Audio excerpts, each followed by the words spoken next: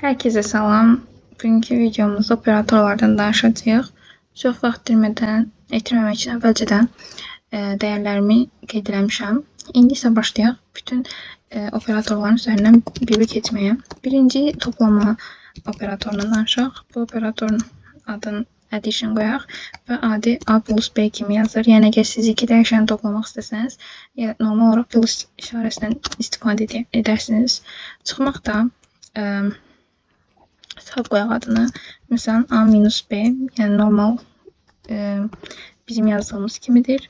Vurmaq multiplication'dadır. Biz belə yazaq. Okay. A vur B.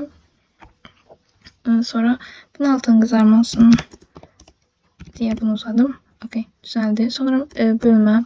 Bölmə də bizim bildiyimiz adi bölmədən fərqlidir. Bu formada yazılır və qaldı qalıq. Yəni qalığı necə tapırıq? Qalıq da İngiliscə moduldur. Qalığı da tapmaq üçün biz faiz işarəsindən istifadə edirik. Üstündən keçəcək bir daha. Birinci toplama, çıxma normaldır. Lakin vurma ulduz işarəsi, bölmə belə bir işarə, qalıq isə faizlə göstərilir. Bunun daha asan yolu var. Yəni necə?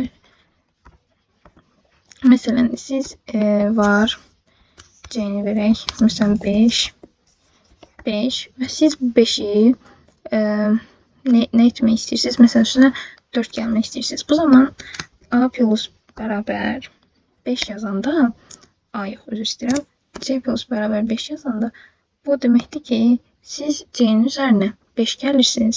Məsələn, gəlin burada print C-ni print edək. Görək nə çıxacaq cavab. 10. Çünki C-nin artıq burada 5 idi, lakin aşağı düşəndə C üstə gəl bərabər 5. C-nin üzərinə 5 gəlirdi və C-nin qiyməti avtomatik dəyişdi, 10 oldu. Ümid edirəm ki, baş sala bildim. Eləcə də əgər yazsaq ki, C minus bərabər 4, yenə 5-dən 4-ün çıxacaq. Ya da məsələn, C vuraq bərabər 2, 5 2-yə vuracaq 10. Yəni bu formada digərlərində yazmaq olur. Bu sadəcə daha qısa formada yazmaqdır və alınan qiyməti, aldığımız hər birini aldığımız qiymət artıq C-yə mənimsədilir bizdə. Bu formada. Ümid edirəm ki, baş sala bildim. Bu da qısa yazılışda deyilir. Bundan başqa da məsələn, booleana işləyən müəyyən bir ifadələr var ki, məsəl üçün, gəlin hətta beləyək, bunları silək. Val A, B, C bizə verilib. Bunu da 11 eləyək. Məsələn, əgər biz buradan bir-birinə bərabər olduğunu göstərmək. Məsələn, deyirik ki, A bərabərdir C. Yəni, A-nın C-yə bir-birinə ekvivalent olduğunu belə göstəririk. Məsələn, bunun cavabı nə olacaq? True olacaq, düzdürmü? Ya da məsələn, A fərqlidir, bərabərdir nədən? B-dən. Bunun cavabı true olacaq. Amma gəlin birləndə false yazaq. Məsələn, B bərabər C. Artıq bunun cavabı false-dur. Və ya B yox. A fərqlidir, bərabərdir C.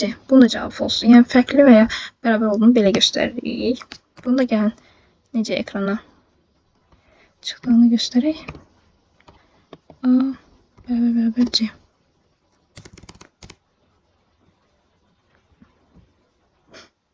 True formada.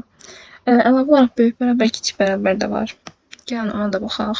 Məsələn, yaza bilərik. Əgər demək istəyiriksə ki, A böyükdür B-dən, belə yazırıq. Eləcə də böyük kiçik C-dən əksi ilə. Amma məsələn, böyük bərabər deyəndə artıq belə yazırıq. Və ya kiçik bərabər deyəndə belə yazırıq. Belə. Bunlar haqqında da bu qədər. Başqa bunlardan əlavə nədən danışa bilirik? Bunlardan danışa bilərik. Gəlin bir dəyər deyək. Məsələn, var olsun ki, nə olsun? D olsun, bərabər D-nin qiyməti true olsun. Var F olsun, bunun da qiyməti false olsun. Düzdür. Bizdə belə şeylər var. Necə şeylər? Göstərək sizə. Məsələn, məncə çox adam bilər bunu. Çalışım qədər videonu qısa tutmaya çalışıram. D və bərabər bu işarə və deməkdir. F yazırıqsa, məsələn, D-imiz true'dur, false'dur. Bunun cavabı false qayıdacaq. Bunu hardan bilirik? Yəni mən özüm belə öyrənmişəm, istədiyim bəlkə yadınızda qalır. Mən true bilənlər bilər ki, true 1 kimi, false 0 kimi nəzərdə alınır və işarəsi, yəni bu işarə vuraq deməkdir. Bir də 0-a vuranda 0 qalır. Və ya D or yazaq, or F yazaq. Or burada nə deməkdir? Or işarəsi və ya deməkdir. Əslində tərcümədə bu and deməkdir, bu və ya deməkdir. Məsələn, burada cavab true qayıdacaq. Bunun true qayıtmanın səbəbi budur ki, mən ora həmişə plus kimi baxıram, toplama kimi. Yəni 1 + 0 1 elədik ki, yəni true deməkdir. Sonra məsələn bu işarənin ortadakı və-vənin yerinə belə də yazmaq olar. Bunu da demək istəyirəm. Məsələn, siz belə yazıb D yazsaz, D-nin qiyməti bizdə nədir? True-dur. Bu cavab bizə print eləyən eləsək, bunu print eləyən içinə yazsaq, bu bizə false qaytarar. Bir də dostlar, bunu qeyd etmək istəyirəm ki, or-u bu formada da yaza bilərik. Bu ikisi n deməkdir. İnşallah ki, video faydalıdır. Suallar olduqda şərt bölməsində yaza bilərsiniz. Eləcə də bu videonun description hissəsinə indiyə qədər keçdiyimiz mövzulardan istifadə edərək yaza biləcəyiniz müəyyən məsələlər yerləşdirəcəm.